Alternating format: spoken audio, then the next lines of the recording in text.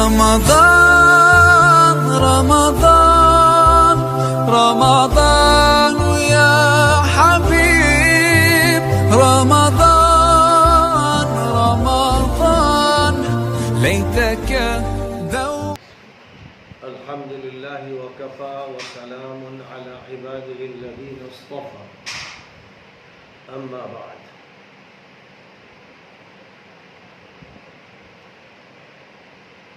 کل سورۃ البقرہ کی جو آیات پڑھی گئی تھی ان میں سے خاص طور پر وہ آیات جن کا تعلق منافقوں کے گروہ سے ہے، وَمِنَ النَّاسِ مَنْ يَقُولُ آمَنَّا بِاللَّهِ وَبِالْيَوْمِ الْآخِرِ وَمَا هُمْ بِمُؤْمِنِينَ سے لے کر إِنَّ اللَّهَ عَلَى كُلِّ شَيْءٍ قَدِيرٌ تک ان کا ترجمہ اور ان کی مختصر تفسیر پیش کی جائے گی. لیکن قبل اس کے کہ میں درس کا آغاز کروں اور ان آیات کریمہ کو پیش کروں، میں ایک بات تو یہ یاد دلانا چاہتا ہوں تمام مسلمانوں کو بھی اور تمام انسانوں کو کہ کورونا وائرس نام کی جو مصیبت، جو وبا پوری دنیا میں پھیلی ہوئی ہے، سرکاری اعداد و شمار کے مطابق اس میں 30 لاکھ انسان مبتلا ہو چکے ہیں اور 2 لاکھ مر چکے ہیں، انتقال کر چکے ہیں. یہ تو ایک عالمی سرکاری اعداد و شمار ہیں جن میں پوری سچائی نہیں ہے. ظاہر ہے کہ WHO کی ہدایات پر جو عمل ہوتا رہتا ہے اور اسی کے ساتھ ساتھ جو اعداد و شمار اس کے حوالے سے شائع ہوتی رہتی ہیں، ان کے بارے میں امریکہ کو بھی شک ہے، یورپ کو بھی شک ہے اور دنیا کے تمام انسانوں کو شکوک و شبہات ہیں. خاص طور پر امریکہ کو چین کے بارے میں بہت زیادہ شک و شبہ ہے، اس بارے میں بھی کہ کیا کسی لیبارٹری سے اس کورونا کو تیار کیا گیا، وہاں کی غلطی کے نتیجے میں یہ جرثومہ پھیلا،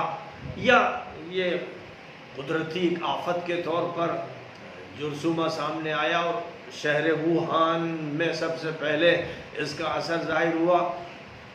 تو ایک تو یہ موضوع ہے جس کے بارے میں شکوک اور شبہات ہیں، اعتراضات ہیں، سوالات ہیں. دوسرے یہ کہ جو تعداد مرنے والوں کی رہی ہے اس کے بارے میں چین کے بھی متعدد لوگوں کے جو بیانات آتے رہے جو چین سے باہر ہے، اس لیے ظاہر ہے کہ چین میں رہتے ہوئے وہ جرأت نہیں کر سکتے کہ سرکاری اعداد و شمار سے ہٹ کر کوئی بات کہیں. لیکن ابتدائی دور میں جب ووہان شہر میں موتیں ہو رہی تھیں اور چند تعداد روزانہ ذکر کی جاتی تھی کہ آج اتنوں کی موت ہوئی، اس وقت کہنے والوں نے یہ بتایا تھا کہ 10-10 1200 لوگوں کی لاشوں کو جلایا جا رہا ہے. تو جو انکشافات کیے گئے وہ چین سے ہٹ کر کیے گئے. کسی کو یہ ہمت نہیں ہوئی کہ وہ چین میں رہتے ہوئے کوئی ایسی بات کہہ دے جو سرکار کے خلاف ہو، کیونکہ وہاں ایک دہشت گردانہ حکومت ہے، ایک ظالم حکومت ہے اور وہاں جمہوریت کا کوئی گزر نہیں ہے، وہاں لوگوں کو حقوق تو ملتے نہیں ہیں. یہی صورتحال بہت سے ان ملکوں میں بھی ہے کہ جہاں جمہوریت کا صرف ڈھکوسلا ہے، صرف نام ہے اور حقیقت اس کے اندر کچھ اور ہے. اس لیے جو بھی تعداد بیان کی جا رہی ہے اس تعداد میں سچائی پورے طور پر نہیں، پھر بھی بہرحال اتنی بڑی تعداد ہے کہ 30 لاکھ انسان دنیا میں متاثر ہیں اور 2 لاکھ کی موت ہو چکی ہے. اور ہمارے اس ملک کے اندر 30,000 لوگ کورونا سے متاثر ہو چکے ہیں جیسے کہ اعداد و شمار ہے. حالانکہ اس کے بارے میں بہت زبردست شکوک و شبہات اس لیے بھی ہیں کہ یہاں تو ٹیسٹ ہی نہیں ہوا ہے. ابھی تو جن لوگوں کا ٹیسٹ ہوا ہے وہ 1 فی 1000 نہیں ہے،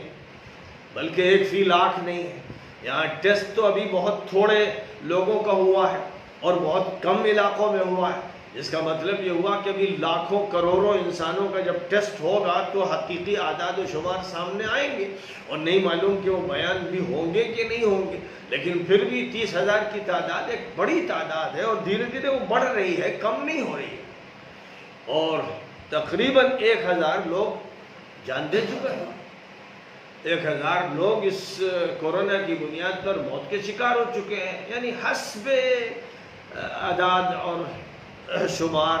سرکاری۔ تو ایک تو اس واقعے کے بارے میں جو معلومات روز بروز دی جا رہی ہیں اور شہر در شہر کی معلومات فراہم کی جا رہی ہیں، اور یہ بتایا جا رہا ہے کہ سب سے زیادہ مہاراشٹر متاثر ہے اور پھر یو پی متاثر ہے اور دیگر صوبے متاثر ہیں اور ان کے اعداد و شمار ہیں، لیکن وہ اعداد و شمار یقینی اس لیے نہیں ہے کہ سب کے ٹیسٹ کے بعد کے وہ نتائج اور اعداد و شمار نہیں پیش کیے جا رہے۔ مجھے اس وقت جو بات کہنا ہے کہ جو قوانین بتائے جا رہے ہیں، جن کی ہدایت دی جا رہی ہے، جس سوشل ڈسٹینسنگ پر بڑا اصرار ہے، وہ بالکل صحیح ہے کہ ایسا ہونا چاہیے، لیکن ظاہر ہے کہ جو لوگ گھروں میں رہ رہے ہیں، جب ان سے کہا جا رہا ہے کہ گھروں میں رہیے اور کسی گھر میں 10 افراد، کسی میں 20 افراد ہیں، وہ ساتھ رہتے ہیں، ساتھ کھاتے پیتے ہیں، تو سوشل ڈسٹینسنگ ایک غیر عملی چیز ہے۔ گھر کے اندر جہاں بھی جو لوگ رہ رہے ہیں وہ اس طرح تو رہ نہیں سکتے ہیں کہ ایک مصنوعی فاصلہ بنا لیں اور ایک دوسرے سے دور رہیں اور پھر ہر آدمی اکیلا بیٹھا رہے۔ تو اس کا مطلب یہ ہوا کہ باورچی خانے میں بھی کوئی نہ جائے، وہاں بھی اگر جائے تو ایک ہو، پھر وہ کھانا بھی سپلائی نہ کرے اور کھانا بھی ساتھ مل کر نہ کھایا جائے، اور پانی بھی کوئی کسی کو نہ دے سکے، کیونکہ پانی دے گا تو 1 فٹ کا فاصلہ رہ جائے گا، کھانا دے گا تو 1 فٹ 1.5 فٹ کا فاصلہ رہ جائے گا، اور 6 فٹ کا فاصلہ رکھنا ہے۔ تو بہت سی باتیں ایسی ہوتی ہیں جو کہی تو جاتی عمل نہیں ہوتا، اور سب سے زیادہ ان باتوں کی جو مخالفت ہو رہی ہے وہ ان مزدوروں کے ذریعے ہو رہی ہے جو مختلف صوبوں سے اپنے وطن واپس جانا چاہتے ہیں، اور لاکھوں کی تعداد میں وہ کہیں سڑکوں پر اکٹھا ہو گئے، اسٹیشنوں میں اکٹھا ہو گئے، ایک دوسرے سے ملے ہوئے، ٹھسے ہوئے۔ تو ظاہر ہے کہ خوب دھجیاں اڑائی گئیں، اور اس کے علاوہ کہیں شادی میں لوگ جمع ہیں، اور کہیں جناب کسی تہوار میں جمع ہیں، اور کہیں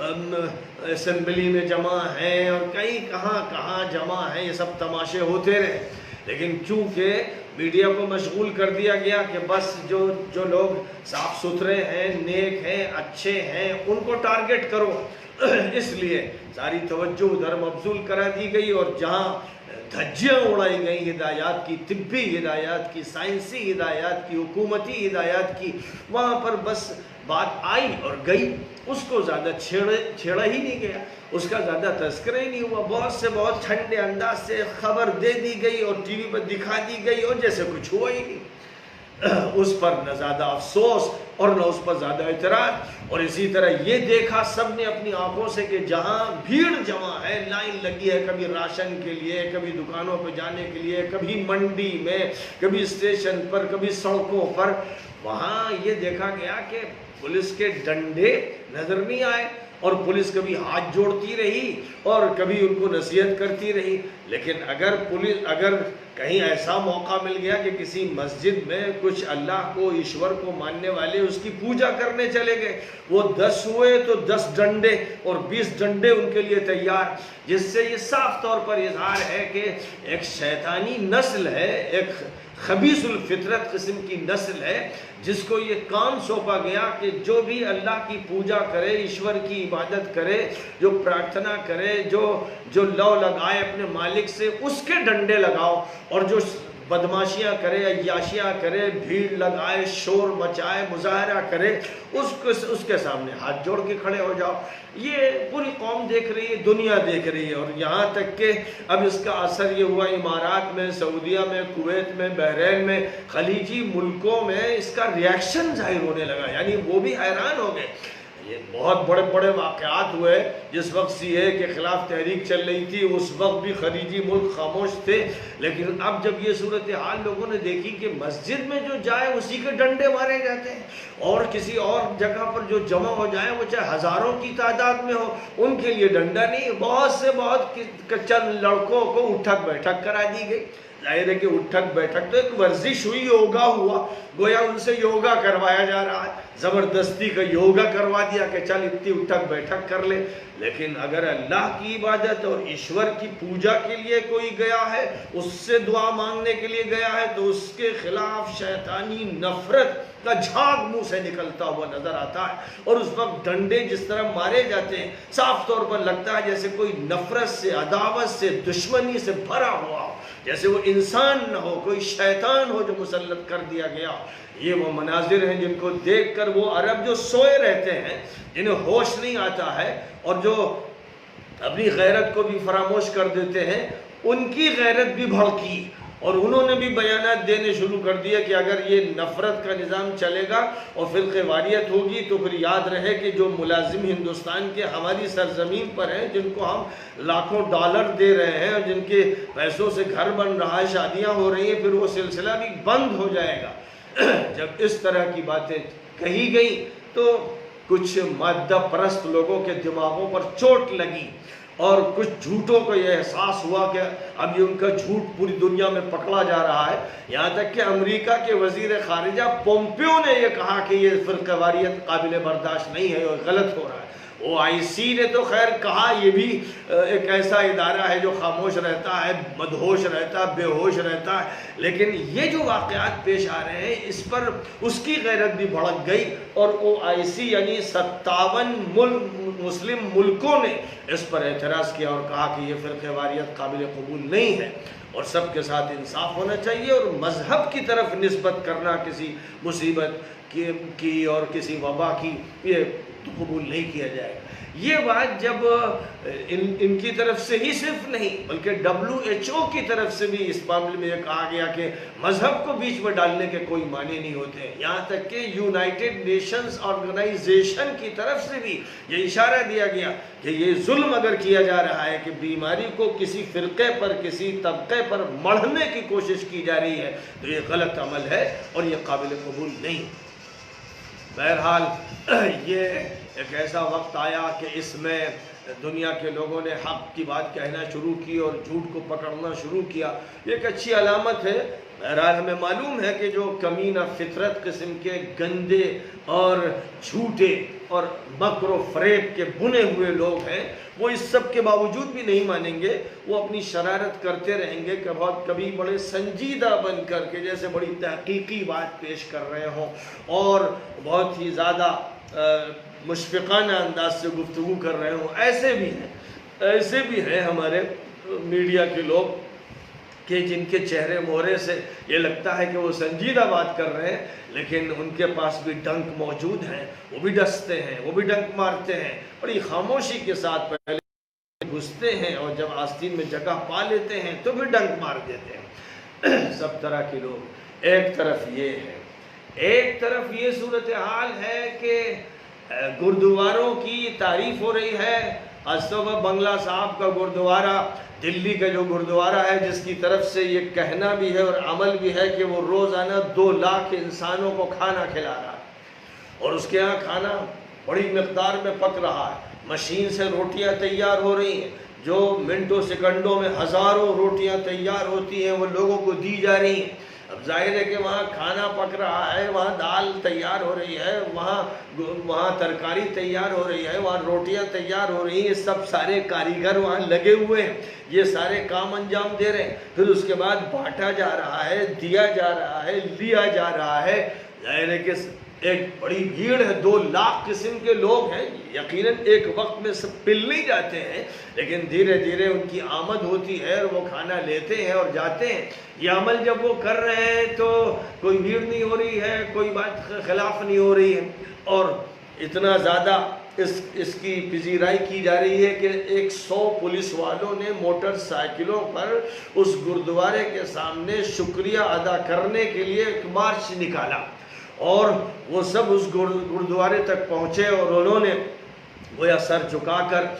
سلامی دی اس گردوارے کو۔ بہت اچھی بات ہے، یہی ہے مانوتا کا عمل۔ وہ گردوارے کے جو لوگ ہیں وہ مانوتا کی خدمت کر رہے ہیں، اور جن پولیس والوں کو توفیق ہوئی کہ انہوں نے اس کی پذیرائی کی، اس کو پسند کیا،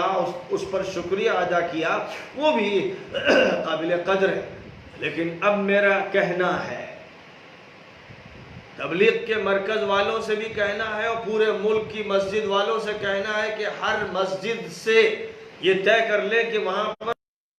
کھانا تیار کیا جا سکے یا مختلف جگہوں سے گھروں سے وہاں پہنچایا جا سکے، اسے غریبوں میں تقسیم کرنے کا نظام شروع کر دیں۔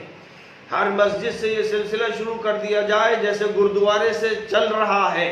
اور اگر وہ 2 لاکھ کو کھلا رہے ہیں تو آپ کم از کم 2000 کو کھلا دیجئے، 10,000 کو کھلا دیجئے۔ اگر یہ عمل ہر مسجد سے شروع ہو جائے گا اور یہ بتا دیا جائے پولیس والوں کو، تھانے والوں کو کہ ہم وہ کام کر رہے ہیں جس کی پسندیدگی کے لیے آپ نے جلوس نکالا، 100 موٹر سائیکل لے کر اور سلامی پیش کی گردوارے کو، اب ہم امید کرتے ہیں کہ مسجد میں بھی آپ سلامی پیش کریں گے اور آپ یہاں پر بھی حاضر ہوں گے، سر جھکائیں گے، ہاتھ جوڑیں گے اور مانوتا کی اس خدمت کو تسلیم کریں گے۔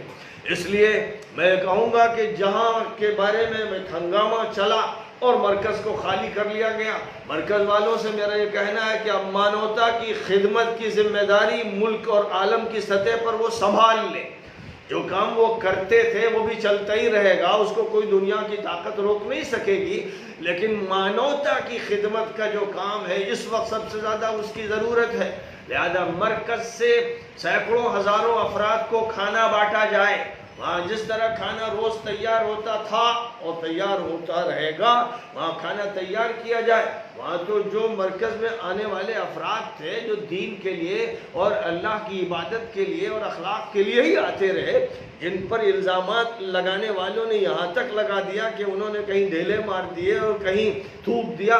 ظاہر ہے کہ جس نے کسی پر تھوکا وہ انسان بھی نہیں تھا، اس کو مرکز کی طرف یا تبلیغ کی طرف منسوب کرنے والے اتنے بڑے مجرم اور شیاطین ہیں جن سے بڑا شیطان روئے زمین پر کوئی نہیں۔ اگر کسی نے یہ عمل کیا تھا تو سب جانتے ہیں کہ وہاں کیا عمل ہوتا ہے، پولیس کا تھانہ مرکز سے ملا ہوا ہے، سب کو معلوم ہے، یہاں کی جو انٹیلیجنس ہے ان کو معلوم ہے کہ یہ لوگ نیک لوگ ہیں، یہ لوگ صرف اچھائی پھیلاتے ہیں، یہ اچھے شہری بناتے ہیں، یہ سب کو معلوم ہے۔ اور جب یہ معلوم ہے تو اب میڈیا کے جو بدماش اور خبیث الفطرت لوگ ہیں، جب اس ڈھیلے مارنے کے اندور کے عمل کو جہاں صرف لفنگے قسم کے لڑکے نظر آ رہے ہیں، وہ جو فوٹو دکھا رہے ہیں اس میں پینٹ شرٹ پہنے والے اٹنگے پٹنگے لفنگے لڑکے ہیں، ان کو تبلیغ کی طرف منسوب کر دیا گیا۔ کہیں تھوکنے والے کا ذکر کر دیا اور اس کو تھوکتے دکھایا نہیں گیا اور تبلیغ کی طرف منسوب کر دیا گیا۔ کہیں یہ کہ صاحب پیشاب کی بوتل پھینک دی گئی، اس کو تبلیغ کی طرف منسوب کر دیا گیا۔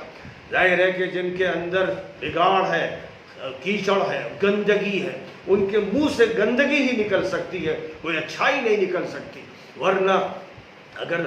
انسان ہوتے تو یہ کہتے ہیں کہ یہ جماعت ایسی ہے کہ جو ملک میں بلکہ دنیا میں سب سے بہتر جماعت ہے، جس کا سیاست سے لینا دینا نہیں، جس کا دنیا داری سے لینا دینا نہیں، جس کا کسی مکر و فریب سے لینا دینا نہیں۔ یہ لوگ اللہ والے لوگ ہیں، یہ ایشور کو ماننے والے ہیں اور ایشور کی پوجا کی بات کرتے ہیں اور لوگوں کے اچھے اخلاق تیار کرتے ہیں۔ ان کا یہی مشن ہے اور یہی کام ہے، 100 سال سے یہی کام کر رہے ہیں، اور یہی وہ کام ہے جس کی وجہ سے ان کے بڑے بڑے مرکز امریکہ میں ہیں، ان کے مرکز یورپ میں ہے، ان کا مرکز اسپین میں ہے، ان کا مرکز ماسکو میں ہے، رشیا میں ہے، پوری دنیا میں ان کے مرکز ہے، اور کسی مرکز میں مصیبت نہیں آئی، مصیبت صرف انڈیا کے مرکز میں آ گئی۔ اس لیے کہ پوری دنیا کو معلوم ہے، حکومتوں کو معلوم ہے، انٹیلیجنس کو معلوم ہے، اور خبر دینے والے، خبر تیار کرنے والے اداروں کو معلوم ہے کہ یہ وہ افراد ہیں جو صرف اچھائی کی بات کرتے ہیں، نیکی کی بات کرتے ہیں، تقوی کی بات کرتے ہیں، اچھے اخلاق عطا کرتے ہیں، یہ غلط کام کرتے ہی نہیں۔ تو کسی نے بھی اگر یہ غلط کام کیا تو ٹارگٹ بنانے کی خاطر ہر کام کو ان کی طرف، یہ ایک بہت بڑا جھوٹ، بہت بڑی عیاری، آخری درجے کی بدماشی ہے یہ، اور میں جانتا ہوں کہ شیطانوں کی ہزیمت ہوگی، شیطانوں کو شکست ہوگی اور حق غالب آئے گا۔ یہ خدا کا فیصلہ ہے، ابدی فیصلہ ہے، اس فیصلے کے خلاف کوئی بھی کامیاب نہیں ہو سکتا۔ اس لیے میں مسجد والوں سے درخواست کر رہا ہوں کہ گردوارے کے طریقے پر کھانا تیار کریں، افطاری کھلائیں، ہندو مسلم سکھ عیسائی سب سے کہیں جس کو ضرورت ہو آؤ مسجد سے افطاری لو، آؤ ہم سے کھانا لو،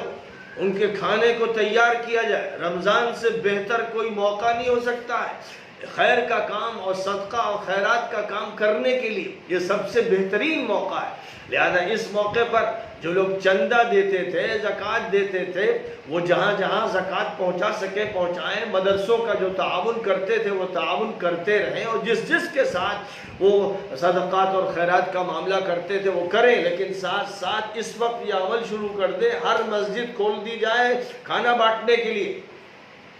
اور اگر کوئی اس پر اعتراض کرے تو ان کو آئینہ دکھائیں کہ بے شرموں بے حیاؤ، ہم مانوتا کا کام کریں تو تمہیں برا لگتا ہے، ہم مورلز اور اخلاق کا کام کریں تو تمہیں برا لگتا ہے، ہم پوجا کریں تو تمہیں ہماری پوجا بری لگتی ہے، ہم ایشور سے پرارتھنا کریں تو تمہیں برا لگتا ہے۔ کون ہو تم؟ کون ہو تم؟ کون سا وجود ہو؟ تمہاری مانوتا کہاں مر گئی؟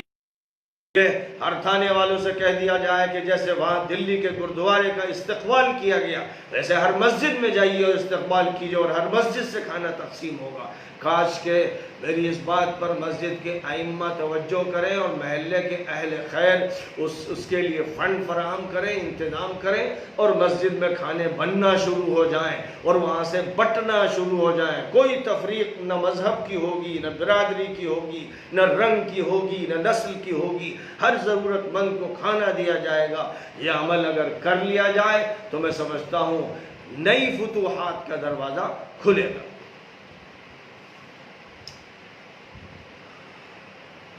اعوذ باللہ من الشیطان الرجیم، بسم اللہ الرحمن الرحیم۔ ومن الناس من يقول آمنا بالله وباليوم الآخر وما هم بمؤمنين يخادعون الله والذين آمنوا وما يخدعون إلا أنفسهم وما يشعرون۔ بہت سے لوگ ایسے ہیں جو کہتے ہیں کہ ہم اللہ کو اور آخرت کو مانتے ہیں، لیکن حقیقت یہ ہے کہ وہ ماننے والے نہیں، وہ اللہ تعالیٰ اور اہل ایمان کو دھوکہ دینے میں لگے ہیں، اپنی حماقت میں وہ ایسا سمجھ رہے ہیں، حالانکہ حقیقت یہ ہے کہ وہ خود اپنے کو دھوکہ دے رہے ہیں اور انہیں اس کا شعور و احساس بھی نہیں۔ یاد رکھیے کہ یہ جو ذکر ہو رہا ہے یہ حضرت محمد صلی اللہ علیہ وسلم نبی اکرم رسول اعظم کے دور کا تذکرہ ہو رہا ہے، اور ظاہر ہے کہ اس دور میں بھی اگر ایسے لوگ ہو سکتے ہیں تو پھر اندازہ لگائیے کہ اس دور کے بعد یہ فتنہ کتنا بڑا ہوگا اور کتنا بڑھتا چلا جائے گا۔ آپ سے پہلے بھی دنیا میں ایمان والے بھی رہے، منکر بھی رہے، منافق بھی رہے، اور آپ کے دور میں بھی کٹھے کافر بھی رہے جنہوں نے آپ کو مان کر نہیں دیا، جو آپ کو ستاتے رہے، آپ کو پریشان کرتے رہے، آپ کے ساتھیوں کو اذیت دیتے رہے۔ مکے میں انہوں نے پریشان کیا، ملک کے مختلف علاقوں میں پریشان کیا۔ وہ ایسے درندہ صفت لوگ تھے کہ جن کو نبی اچھے نہیں لگتے تھے، نبی کو ماننے والے اچھے نہیں لگتے تھے، تو وہ لوگ تھے۔ دوسری طرف وہ تھے گھسپیٹیے، آستین کے سانپ، دوغلے، جن کو منافق کہا گیا ہے۔ منافق کے معنی ہوتے ہیں کہ ظاہر میں کچھ بتانے والا، اندر کچھ رکھنے والا۔ جو اندر کچھ رکھے یعنی اندر کفر ہو، ظاہر میں ایمان ہو، ظاہر میں سنت ہو، اندر بدعت ہو، ظاہر میں خیر ہو، اندر میں شر ہو، ایسا جو شخص ہوتا ہے اس کو منافق کہتے ہیں۔ تو اب یہ فرمایا گیا کہ بہت سے لوگ ایسے ہیں،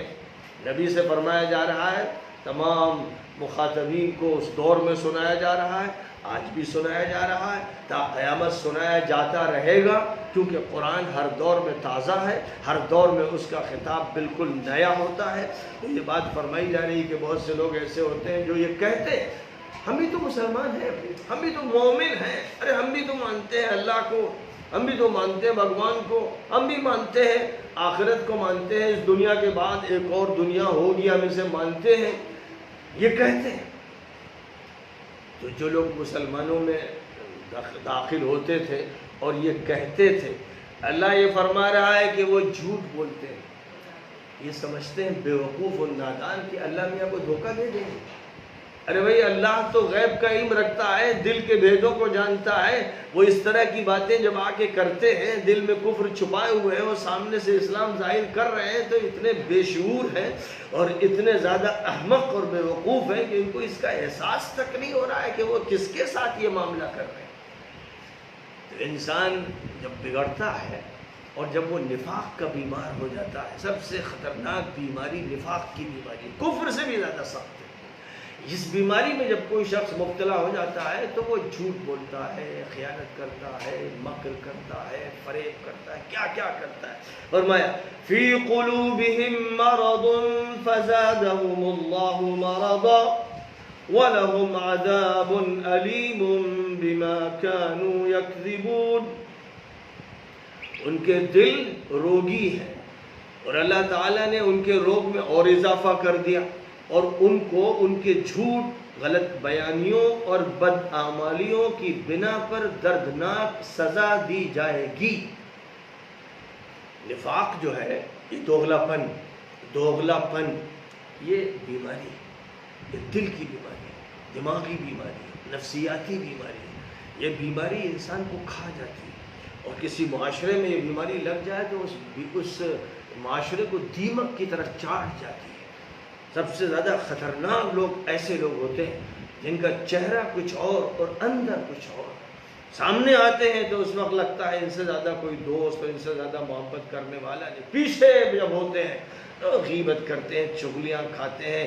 اور جھوٹ بولتے ہیں، الزام لگاتے ہیں. اس وقت ان کی زبان کتے کی زبان ہو جاتی ہے کہ بھونکتے رہتے ہیں.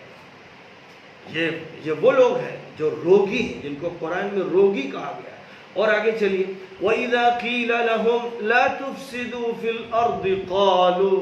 إِنَّمَا نَحْنُ مُصْلِحُونَ أَلَا إِنَّهُمْ هُمُ الْمُفْسِدُونَ وَلَكِنْ لَا يَشْعُرُونَ. اور ان سے جب کہا جاتا ہے کہ زمین میں بگاڑ مت پیدا کرو، حالات اور ماحول مت خراب کرو، تو جواباً کہتے ہیں کہ ہم تو حالات اور ماحول کو درست کر رہے ہیں. تو معلوم ہو جانا چاہیے کہ یہ مفسد لوگ ہیں، یہ کرپٹڈ لوگ ہیں، انارکی اور بگاڑ کے یہی ذمہ دار لوگ ہیں. اور ان کا حال یہ ہے کہ ان کو اس کا احساس بھی نہیں ہے کہ ان کا نفاق پہچانا جا رہا ہے. لوگ سمجھ رہے ہیں کہ یہ منافق ہے، یہ احساس بھی ختم ہو جاتا ہے. آدمی بھدا ہو جاتا ہے، موٹا ہو جاتا ہے، یعنی اس کی گدی چوڑی ہو جاتی ہے، عقل مار دی جاتی ہے. وہ صبح شام یہی کرتا ہی رہتا ہے، وہاں جھوٹ بولا یا کچھ اور کہا. اب وہاں والے جب ادھر لوگوں سے ملے، انہوں نے کہا کہ بھائی وہ تو ہم سے یہ کہہ کے گیا تھا. ارے ہم لوگوں سے تو یہ کہہ رہا تھا. یہاں اس کی چوری پکڑ لی جاتی ہے. وہ بہرحال کسی نہ کسی وقت پکڑ لیا جاتا ہے، کیونکہ ایک مجلس میں وہ کچھ کہتا ہے، دوسری جگہ یہ سمجھ کر کہ یہ ہمارے خاص لوگ ہیں اور یہ وہاں کچھ بات بتائیں گے نہیں، کچھ اور کہہ دیتا ہے. اور وہ لوگ پھر ادھر وہ بات پہنچا دیتے ہیں یا تیسرا کوئی شخص پہنچا دیتا ہے. اس لیے اس کی چوری پکڑ لی جاتی ہے، اس کا نفاق پکڑ لیا جاتا ہے. معلوم ہو جاتا ہے کہ یہ حرکتیں کر رہا ہے، یہ ادھر کچھ ہے ادھر کچھ. مدینہ منورہ میں بہت سے ایسے لوگ تھے جو نبی صلی اللہ علیہ وسلم کی خدمت میں آتے تھے اور بچھے جاتے تھے، آپ کا ہاتھ چومنے لگتے تھے، بلکہ کہتے تھے حضور ہم تو چاہتے ہیں قدم چوم لیں آپ کے، یہ بولتے تھے. اور بڑے مقطع چقطع انداز سے آتے تھے اور باتیں بھی بڑی لچھے دار کرتے تھے. حضرت تو بس ذرا توجہ فرما دیں، عنایت فرما دیں، حضرت کا کرم، یہ الفاظ استعمال کرتے تھے. اور اس سے بھی بہت زیادہ. اور مسجد میں نماز بھی پڑھتے تھے. جب حضور بیان فرماتے تھے تو دیوار پر ٹیک لگا کر بیان سنتے رہتے تھے.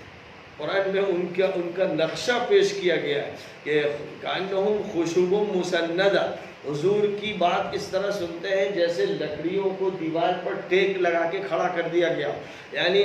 دل میں تو بات جمتی نہیں ہے. تو جو صحابہ ہے، مخلص صحابہ، وہ تو حضور کے پاس رہتے ہیں، کان لگاتے رہتے ہیں، دیکھتے رہتے ہیں، غور سے سنتے ہیں. یہ جو لوگ تھے، یہ جو مسجد میں موجود ہیں اور حضور کے ساتھ نماز پڑھ رہے ہیں، یہ دیوار پر ٹیک لگا کر آرام کرتے ہوئے سنتے تھے اور اندر اندر کہتے تھے یار تقریر کب ختم ہوگی. تھک گئے سنتے سنتے، ان کا بیان ہی نہیں ختم ہوتا. یہ ان کا انداز تھا. ان کا سننے کا دل نہیں تھا، مجبور ہے کہ اگر نہیں سنیں گے، مسجد نہیں آئیں گے تو پھر یہ سمجھا جائے گا یہ کافر ہے، یہ مسلمان ہے ہی نہیں. اس لیے اپنے کو مسلمان بتانے کے لیے وہ آتے تھے. اور اس کے بعد شام ہوئی اور یہودیوں کی محفلوں میں چلے گئے. اب شراب چل رہی ہے اور کباب کھائے جا رہے ہیں اور مستیاں ہو رہی ہیں، اور وہ ان سے کہہ رہے ہیں ارے بھائی ہم لوگ تو وہاں اس لیے جاتے ہیں کہ ان کو چغت بنائیں، ہم لوگ ان کے ساتھ تھوڑی ہیں. آپ یہ مت سمجھیے گا کہ ہم وہاں جاتے ہیں مریدوں کے ساتھ بیٹھتے ہیں تو ہم بھی مرید ہیں. ہم تو ان کو بیوقوف بناتے ہیں، وہاں ہم دوسرے مقصد سے جاتے ہیں. آپ سے ہمارا اصل تعلق ہے. یہ ان کا کردار تھا، اور یہ کردار مسلمان جان رہے تھے. جو مخلص صحابہ تھے انہیں معلوم تھا کہ یہ کون کون ہے جو یہ بدماشیاں کرتا ہے، لیکن وہ خاموشی اختیار کرتے تھے کہ چھیڑ چھاڑ کرنے سے جنگ چھڑ جائے گی اور معاشرہ جو ہے تتر بتر ہو جائے گا اور خانہ جنگی میں مبتلا ہو جائیں گے. اس لیے ان کو برداشت کرتے تھے، ان کو گوارا کرتے تھے. اب آپ سوچئے وَإِذَا قِيلَ لَهُمْ آمِنُوا كَمَا آمَنَ السُّفَهَاءُ كَمَا آمَنَ النَّاسُ قَالُوا أَنُؤْمِنُ كَمَا آمَنَ السُّفَهَاءُ أَلَا إِنَّهُمْ هُمُ السُّفَهَاءُ. جس طرح ان لوگوں نے مانا تم بھی مانو. تو جواب میں بڑی بے شرمی سے کہتے ہیں کیا ہم ان احمقوں کی طرح ہر بات تسلیم کر لیں؟ اللہ فرماتا ہے واضح ہو جانا چاہیے کہ حقیقت میں تو احمق اور ابلہ یہی ہے، لیکن یہ ادراک سے بھی محروم ہے. دیکھا آپ نے، یہ سب مجلس نبوی میں ہیں. دور سے دیکھنے والا ان کو بھی صحابہ سمجھ رہا ہے، ان کو بھی صحابہ سمجھ رہا ہے. حضور کی مجلس میں بیٹھے ہیں، نماز ساتھ پڑھ رہے ہیں، بیان سن رہے ہیں، یہ سب ہو رہا ہے.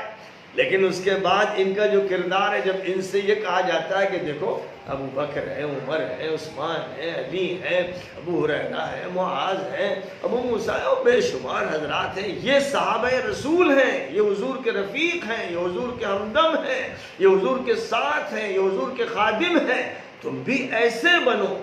یہ دوغلا پن کیوں اختیار کرتے ہو؟ جب مخلص صحابہ ان سے یہ کہتے، یا تیسرے نمبر کے لوگ ان سے کہتے کہ بھائی انہی کی طرح ایمان لاؤ جیسے یہ لوگ ہیں، تو وہ کہتے ان بیوقوفوں کی طرح ایمان لائیں. ہم ایسے مرید نہیں ہیں، ہم ایسے مرید نہیں ہیں. ہم تو اپنا فائدہ دیکھتے ہیں، وہاں بھی ہمیں فائدہ ملتا ہے وہاں بھی بیٹھتے ہیں، دوسری طرف فائدہ ملتا ہے تو وہاں بیٹھتے ہیں. یہ ان کا جواب ہوتا تھا. فرمایا اللہ تعالیٰ نے وَإِذَا لَقُوا الَّذِينَ آمَنُوا قَالُوا آمَنَّا وَإِذَا خَلَوْا إِلَى شَيَاطِينِهِمْ قَالُوا إِنَّا مَعَكُمْ إِنَّمَا نَحْنُ مُسْتَهْزِئُونَ. یہ لوگ جب ایمان والوں سے ملتے ہیں تو اپنے بارے میں کہتے ہیں ہم بھی تو مومن ہیں، آپ مسلمان، ہم بھی مسلمان. کیا ہم مسلمان نہیں ہیں؟ آپ کیا مجھے کافر سمجھتے ہیں؟ یہ انداز ہوتا ہے. آج تو آپ جانتے ہیں کہ ایسے لوگوں کی کثرت ہے. اس وقت ایسے لوگ کم تھے، اقلیت میں تھے، اگرچہ تھے، انہی میں گھلے ملے تھے. آج تو انہی کا غلبہ ہے. نماز نہ پڑھیں تو مسلمان، روزہ نہ رکھیں تو مسلمان، جھوٹ بولیں تو مسلمان، خیانت کریں تو مسلمان، غداری کریں تو مسلمان، چغلیاں کھائیں تو مسلمان، رشوت کھائیں، سود کھائیں، حرام کھائیں تو مسلمان. اور اگر آپ کہیے کہ بھائی یہ اسلام ہے تو کیا ہم مسلمان نہیں؟ آپ فتویٰ دیتے ہم کافر ہیں. یہ ان کا انداز ہوتا ہے. آپ جانتے ہی ہیں کہ اس کا ثبوت بالکل واضح ہے. کسی محلے کے اندر 2000 لوگ رہتے ہوں اور اس کی مسجد میں جا کے دیکھیے گا تو آپ کو فجر کی نماز میں ایک صف بھری ہوئی نہیں ملے گی. دیگر نمازوں میں 2-4 صفیں اگر بھر گئی تو بڑی بات ہوتی کہ مسجد میں ماشاءاللہ اندر کا حال بھرا ہوا تھا. یعنی لوگوں میں شرم ختم ہو گئی کہ محلے میں 2000 لوگ ہیں اور 2000 لوگوں میں سے جو مسجد میں آئے ہیں وہ 100 مشکل سے ہو رہے ہیں مثلا. تو بڑی بات لوگ کہتے ہیں ماشاءاللہ مسجد تو بھر گئی. یہ اسلام کے بارے میں عدم علم اور عدم فہم کی ایسی واضح دلیل ہے جس سے یہ پتہ چلتا ہے کہ اسلام کی سمجھ ختم ہو گئی. تو جو لوگ غلط کام کر رہے ہیں وہ سب مسلمان ہیں. اللہ میاں کا یہ کہنا ہے کہ جو اطاعت کرے 100% اللہ کو مانے اصلاً مسلمان وہ ہے. پھر نمبر 2 کے نمبر 3 کے مسلمان ہوتے ہیں جن کے ساتھ گناہ لگے ہیں، جرائم لگے ہیں، وہ توبہ کریں گے تو معاف ہوں گے ورنہ سزا پا کے رہیں گے. تو اب یہاں جو بات فرمائی گئی، ایمان والوں سے ملتے ہیں تو کہتے ہیں کہ ہم تو مومن ہیں، اور جب اپنے شیطانوں سے ملتے ہیں، جب باطل طاقتوں کے سربراہوں سے ملتے ہیں تو ان سے کہتے ہیں ہم لوگ آپ کے ساتھ ہیں، ہم لوگ آپ کے ساتھ ہیں، اور ساتھ ساتھ یہ کہتے ہیں کہ ہم تو ان بے وقوفوں کا مذاق اڑاتے ہیں۔ تو فرمایا گیا اللہ ان کا مذاق اڑا رہا ہے، اور اللہ نے ان کو اپنی سرکشی اور طغیانی میں بھٹکتے رہنے کی چھوٹ دے رکھی ہے، اور ان کی رسی دراز کر رکھی ہے۔ اللہ یستہزئ بہم ویمدہم فی طغیانہم یعمہون۔ یہ ان کے ساتھ اللہ کا معاملہ ہے کہ یہ دین کا مذاق اڑاتے ہیں، یہ مسلمانوں کا مذاق اڑاتے ہیں۔ آپ یاد رکھیے کہ اکثر وہ لوگ جو پارٹیوں میں گھستے ہیں اور پارٹیوں کے لیڈروں کی خدمت میں بیٹھتے ہیں، ان کی جوتیاں سیدھی کرتے ہیں، اور بالخصوص وہ پارٹیاں جن کے ایجنڈا ہی دین کے خلاف ہے، اخلاق کے خلاف ہے، اسلام کے خلاف، ان کے ساتھ جو گھسے رہتے ہیں، پلے رہتے ہیں، ان کا بالکل یہی نقشہ ہے، بالکل یہی نقشہ ہے۔ اسی طرح جتنے بھی ایسے لوگ ہیں جو کسی بگڑے ہوئے چودھری کے چکر میں ہیں، کسی بگڑے ہوئے فاسد پردھان کی مجلس میں بیٹھتے ہیں، اور کسی طرح کی بھی کسی لیڈر کی جے کرتے ہیں، وہاں جب ہوتے ہیں تو کہتے ہیں بھائی میں چلا جاتا ہوں، جب ان کے درمیان جاتا ہوں تو ٹوپی پہن لیتا ہوں، ورنہ میں ٹوپی ووپی بھی کا عادی نہیں، رومال ڈال لیتا ہوں کبھی تاکہ یہ چغت خوش ہو جائے۔ اب آپ جانتے ہی ہیں کہ سیاسی پارٹیاں جب ہوتی تھی، افطار کی پارٹیاں، تو آپ کے جو سیاسی لیڈران ہیں وہ سفید ٹوپی اور لال رومال پہن کے بیٹھ جاتے تھے۔ ظاہر ہے کہ وہ یہ سب جو ڈرامہ بازی کرتے تھے وہ ایسے ہی جیسے کوئی جوکر کرے، ان کا کوئی تعلق نہ اس تہذیب سے نہ اس مذہب سے، یہ ایک ڈرامہ رچانے کی بات ہوتی ہے، اور اس ڈرامے پر خوش ہو جاتے تھے وہ لوگ۔ ہاں بھائی آئیے صاحب، فلاں لیڈر صاحب اور فلاں صاحب، ان کو بلایا جا رہا، افطار پارٹی ہو رہی ہے، تو صاحب بالکل حشاش بشاش ہے، کیونکہ ڈرامہ اچھا رچا جا رہا ہے، اور ایک سے ایک کرتب دکھایا جا رہا ہے، بڑے بڑے جوکر لائے گئے ہیں، تو بھائی ٹوپی پہن لیتے، کرتا پائجامہ پہن لیتے ہیں۔ بھائی جب جاتے ہیں وہاں ان مولویوں کے پاس جاتے ہیں، اس وقت ذرا خیال رکھنا پڑتا ہے، کرتا پائجامہ ٹوپی پہن لیتے ہیں، ورنہ میرا کیا تعلق اس سے، بھائی میں تو پینٹ شرٹ ہی پہنتا ہوں، اور مجھے تو ماڈرنائزیشن پسند ہے، میں تو ویسٹرن ذہن کا ہوں، لیکن اب ان مولویوں ملاؤں کا خیال کرنا ہی پڑتا ہے، کیونکہ ووٹ بھی تو لینا ہے۔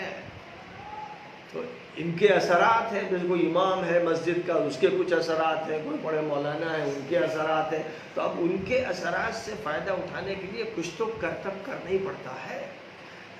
یہ ان کا جواب۔ اب سنیے، اولئک الذین اشتروا الضلالۃ بالہدی فما ربحت تجارتهم وما كانوا مہتدین۔ فرمایا یہ وہ لوگ ہیں جنہوں نے ہدایت بیچ کر گمراہی خرید رکھی ہے، نہ ان کی چالاکیوں اور مکر و فریب کی یہ تجارت ان کو نفع دے رہی ہے، اور نہ ہدایت سے ان کا کوئی تعلق ہے۔ بات بالکل صاف کر دی اللہ نے کہ اس کردار کے لوگ، ایسے دوغلے لوگ، ایسے منافق لوگ، ایسے کرتب باز، ایسے جوکر، ایسے تماشا کرنے والے اور ان سے خوش ہونے والے چغد اور بیوقوف اور احمق، دونوں ہی شاید ایک تھیلے کے چھٹے بٹے ہیں۔ یہی وہ لوگ ہیں جنہوں نے معاشرے کو خراب کیا ہے، یہی وہ لوگ ہیں جنہوں نے دل سیاہ کیے ہیں، یہی وہ لوگ ہیں جنہوں نے خلط ملط کر دیا ہے حق و باطل کو، یہی وہ لوگ ہیں جو اپنا عطر کیچڑ میں پھینکتے ہیں۔ یہ ہے وہ نفاق جس کا آج کے دور میں 99% رواج ہے۔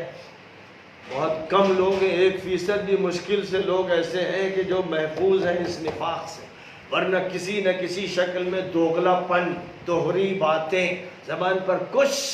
دل میں کچھ، یہ جو فرق ہے یہ ایک بڑا خطرناک فرق ہوتا ہے، اور اچھے اچھے لوگ اس بیماری میں مبتلا ہو جاتے ہیں، کھلی بات، صاف بات، سچی بات نہیں کہتے، چمچے بازی، چاپلوسی، کہیں مریداپا، کہیں کچھ۔ یہ ایسے لوگ خانقاہوں میں بھی ہیں، مدرسوں میں بھی ہیں، اور ایسے لوگ اداروں میں ہیں، ایسے لوگ تجارت میں ہیں، ایسے لوگ معاشرے میں ہیں، محلوں میں ہیں، ہر جگہ میں۔ اور علامت بس وہی ہے، جہاں دیکھیے آپ تضاد، زبان پر کچھ دل میں کچھ، یعنی جو ظاہر ہو جاتا ہے دل میں جو کچھ ہے وہ کہیں تو ظاہر ہوتا ہی ہے، نجی مجلس میں ظاہر ہو جاتا ہے، دوست کے پاس ظاہر ہو جاتا ہے، گھر میں ظاہر ہو جاتا ہے، جہاں وہ یہ سمجھتے ہیں کہ یہاں سے بات لیک نہیں ہوگی وہاں بول جاتے ہیں، وہ پکڑ لی جاتی ہے۔ اس لیے کہتے ہیں دیوار کے لیے کان ہوتے ہیں، کہنے والوں نے کہا کہ دیوار کے لیے کان ہوتے ہیں، کہاں چھپو گے؟ عرب شاعر نے کہا تھا وَمَهْمَا تَكُنْ عِنْدَ امْرِئٍ مِّنْ خَلِيقَةٍ وَإِنْ خَالَهَا تَخْفَى عَلَى النَّاسِ تُعْلَمِ، جو بھی انسان کے اخلاق ہوتے ہیں، جو اس کے اندر کی صفات ہوتی ہے، وہ یہ سمجھ رہا ہو کہ یہ چھپی ہوئی ہے، لوگوں کو معلوم نہیں ہوگا، وہ معلوم ہو کے رہتی ہیں۔ بہرحال اب اس کے بعد اللہ تعالیٰ نے 2 مثالیں دی ہیں، اس پر سبق ختم ہوتا ہے، جن مثالوں سے ان کو سمجھانے کی کوشش کی گئی ہے، بتایا گیا کہ ان کا جو کردار ہے وہ کیسا ہے۔ مثلهم كمثل الذي استوقد نارا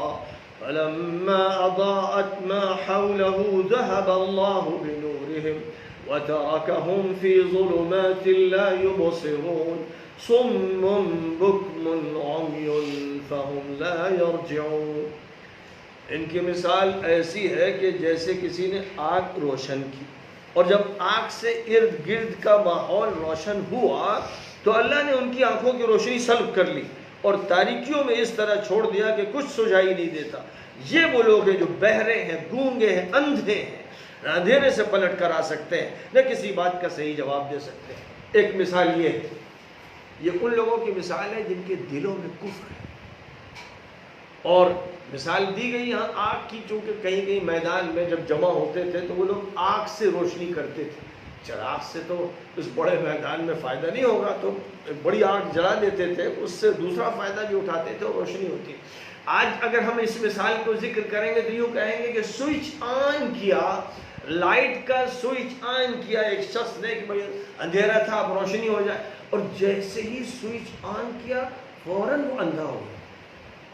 خدا نخواستہ، یہ اللہ کی سزا ہے، بڑی سخت پکڑ ہے کہ یہ سمجھ رہا ہے کہ میں اسباب اختیار کر کے کام کر لوں گا، لہذا کمرے میں گیا، اندھیرے کمرے میں، اور دماغ میں اس کے سب غلاظتیں بھری ہوئی ہیں، بدماشیاں کرتا رہا، اب اپنے کمرے میں جا کر سوئچ آن کر رہا ہے کہ روشنی ہوگی، تو اسی وقت اللہ تعالیٰ نے اس کی آنکھوں کی روشنی سلب کر لی اور اسے اندھا کر دیا۔ یہ محروم، بدقسمت اور منحوس انسان جس نے اللہ سے لو نہیں لگائی، جس نے اللہ کو بھی موضوع بنایا مسخرے پن کا، جو اللہ کو دھوکہ دیتا رہا، تو اس کو معلوم ہو گیا کہ وہ اللہ ہے جس نے آنکھوں کی روشنی دی ہے، جب چاہے سلب کر دے، اس نے کانوں کو سننے کی طاقت دی ہے، جب چاہے بہرا بنا دے، اس نے